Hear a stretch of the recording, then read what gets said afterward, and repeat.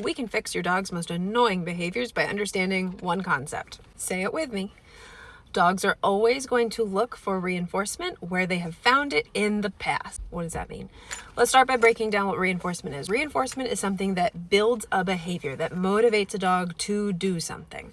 So treats might be reinforcement if your dog finds them reinforcing, but reinforcement is also anything that motivates your dog to continue to do a behavior. That could be playing with other dogs, getting to lay in the sun, sniffing the grass, stealing food off the counter. In that instance, it's food. Anything can be reinforcement. It just depends on your specific dog. So if your dog is doing something, whatever the behavior is, there is a reason that they are doing it. Now let's use my favorite example that everybody loves to hate me for.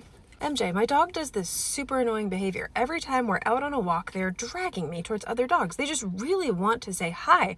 How do I get them to stop? Does your dog get to play with other dogs often? Well, yeah, they go to daycare all the time. Okay, so you take your dog to where they can play with other dogs and just run around and run up to every dog that they see. Well, yeah, but only in daycare.